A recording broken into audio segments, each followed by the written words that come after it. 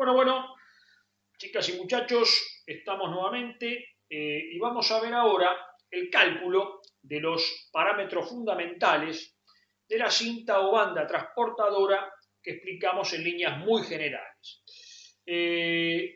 Acá les voy a sugerir que ustedes vean primero, lógicamente, el primer vídeo, lo retrocedan porque vamos a explicar datos, vamos a hablar sobre datos, dimensiones que figuran en los esquemas que vimos anteriormente en el primer vídeo, ¿no?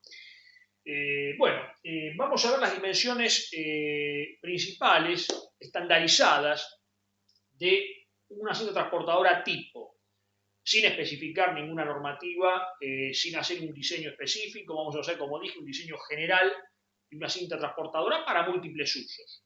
Bien, beta, que era el ancho de la banda o cinta, generalmente va de 200 a 1500 milímetros. Su espesor delta, de 4 a 16 milímetros. Líneas muy generales, ¿eh?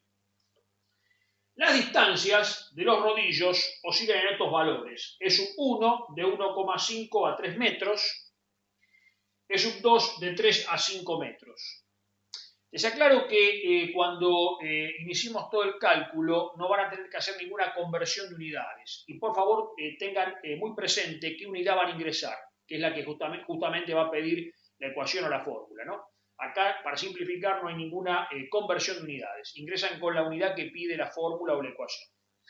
Bueno, R minúscula era el radio de los rodillos de sustentación, cuya relación, mejor dicho, es de 0,17 de beta a 0,2 de beta. Beta, ancho de cinta. R, que es el radio del tambor o cilindro, ya sea motor o conducido, es aproximadamente 30 veces el espesor de la cinta, aproximadamente. Bueno, vamos a ver ahora la forma de poder calcular la tensión de la banda o cinta. Acá vemos ya una de las primeras ecuaciones que vamos a emplear, que es para calcular la tensión máxima de la cinta, Z. Acá repito, no hay que hacer ninguna conversión de unidades. Ustedes ingresan con las unidades que pide la fórmula, que van a ser justamente los datos que después yo les voy a dar. Bueno, Z, tensión máxima de la cinta, es igual a 2 por QG. QG es el peso de la mercadería transportada por metro lineal. Por LG, dimensión de la cinta que figura en el esquema. MUG, que es el rozamiento que presenta la mercadería transportada en la cinta o banda, más 2 por QF, que es el peso de la cinta por metro lineal, el peso propio, ¿no?, de la cinta o banda por metro lineal, eso sale de un catálogo del fabricante. Por LF, dimensión de la máquina, que está en el esquema. Por mu sub F, que es el coeficiente que tiene la cinta o banda con respecto a los elementos propios de la máquina. Bien. Para calcular QG, que es el peso de la mercadería transportada por metro lineal, dividimos la capacidad horaria, que podemos ver qué es, sobre 3,6 por la velocidad de desplazamiento de la cinta. Esto me va a dar el kilogramo fuerza sobre metro. Ya sé, lógicamente, que tenemos que hablar de Newton, pero usamos esta unidad porque es la que figura en catálogos originales, en los apuntes originales donde yo saqué el proyecto. Aparte, didácticamente, ¿no?, es una unidad que resulta conveniente. Obviamente ustedes saben que tenemos que hablar de Newton, ¿no?, cuando ya esto se presenta de una manera técnica, ¿no?, cuando hay que hacer una presentación técnica, ¿no? Bueno, M mayúscula es la capacidad horaria, que es la cantidad de mercadería o mercancía en toneladas transportadas por hora, ¿sí? Ojo con las unidades. B es la velocidad de la cinta, la velocidad lineal en metros por segundo. UF es el peso de la cinta por metro, sale de catálogo. UG es el rozamiento de la mercancía transportada, que también es un dato que sale de tabla. Bueno, vamos a seguir ahora viendo más parámetros. Como dije, MUF era el coeficiente de rozamiento de la cinta con respecto a los órganos de la máquina. Y para calcular la potencia requerida para el accionamiento de esta cinta o banda transportadora, empleamos toda esta ecuación, ¿sí? La velocidad de desplazamiento lineal de la cinta en metros por segundo, dividido 75 por el rendimiento, que podemos saber el valor estimativo, paréntesis, UG por LG por MUG más UF por LF por MUF, cerramos paréntesis, abrimos otro paréntesis, 1 más 5 por mu. Mu es un coeficiente de rozamiento general de la máquina que tomamos orientativamente este valor, 0,05. Lógicamente adimensional, no sin unidades. El rendimiento, como les decía, vamos a tomar 0,8. Es un rendimiento alto, ¿no? Para máquinas bien construidas, ¿no? Y que operan en óptimas condiciones. Este rendimiento baja cuando la máquina es sobrecargada, opera en condiciones desfavorables, presenta una construcción rudimentaria, ¿no? Etc. La velocidad de desplazamiento de la cinta, por lo general, se estima de 1 a 4 metros por segundo. Ojo que esto es un dato del proyecto, un dato de los requerimientos de ese proyecto, etcétera, etcétera, ¿no? Damos siempre datos ilustrativos, muy generales.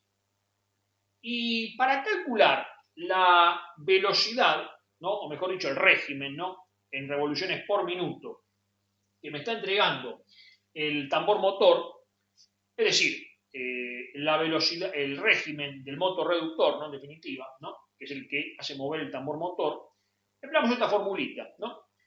Donde el régimen en RPM va a ser igual a 30 por la velocidad de desplazamiento lineal en metros por segundo, dividido pi por el radio, ojo, el radio en metros, ¿sí? El radio del tambor. Bien, esto se emplea para una banda o cinta transportadora horizontal, para transporte horizontal. Vamos a ver ahora el último caso, que es una banda que presenta cierta pendiente con respecto a un plano horizontal. Acá podemos observar una cinta o banda transportadora que trabaja con cierta pendiente, ¿no? Que trabaja inclinada. Observen que presenta un cierto ángulo pendiente con respecto a un plano horizontal. Las dos dimensiones fundamentales, ¿no? Que podemos llamarla LG o LF, HG o HF, o sea, la altura y la longitud entre tambores. Cuando la carga es empacada, para evitar deslizamiento se coloca un tope, que generalmente va montado de manera abulonada o atornillada a la cinta, y este tope recibe el nombre de cojinete.